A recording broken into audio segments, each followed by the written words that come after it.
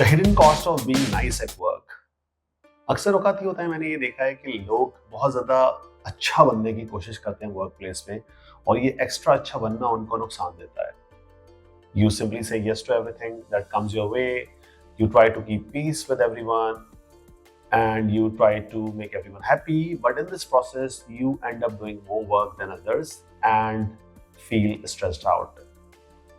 तो यहाँ पे गलत क्या हुआ है? सब कुछ ज्यादा काम करना प्रॉब्लम थी या सबको खुश रखना प्रॉब्लम थी?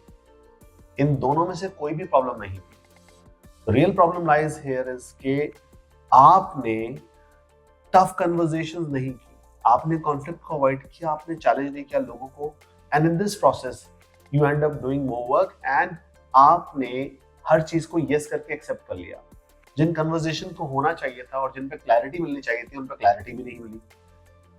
एक तो काम भी ज्यादा कर रहे हैं आप, दूसरा ये कि एक सर्टेन स्टेज के बाद ऐसा लगेगा लोगों को कि ही और शी जस्ट एक्सेप्ट एवरीथिंग.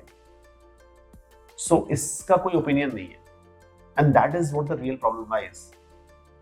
कि आपकी अपनी क्लैरिटी फेड होगी, लोगों को लगेगा कि being silent is a not of yes may be, and last but not the least कि आपकी अपनी रेपुटेशन भी फेड होना शुरू हो जाएगी और आप परफॉर्मेंस वाइज भी ड्रॉप हो जाओगे. So this is a very dangerous stage to be in. Don't let everything comes your way and you start accepting it.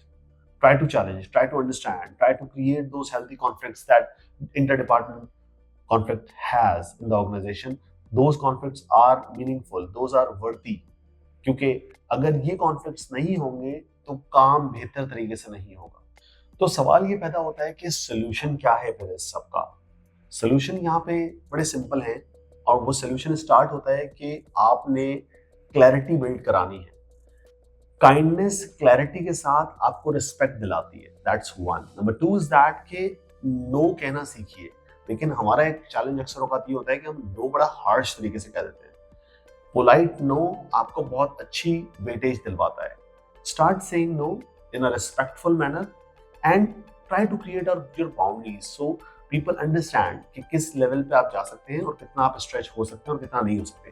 And last but not the least, try to address the issues early. If somebody is requesting you to support them in a project, then you need to identify and highlight the challenges that the project offers at the point in time that they are trying to share with you, and you also need to sort of share your reservations at an early stage, rather than उनको ऐसा लगे कि नहीं शुरू में तो आप accommodating हो गए थे, एक्सेप्टिंग हो गए थे, एंड देन उसके बाद आपने लेटर पार्ट के अंदर जब आपसे डिलीवरी मांगी गई तो वहां पे आप इश्यूज क्रिएट कर रहे हैं.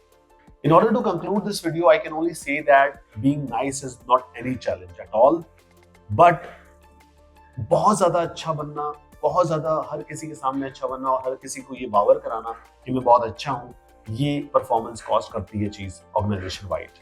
सो what we need to do is that real professionalism हमारा इसके अंदर नहीं है कि हम डिस्कम्फर्ट को अवॉइड करें, बल्कि it's all about handling the tough conversations, handling discomfort, and handling what is creating the discomfort in our work and addressing it in an effective manner.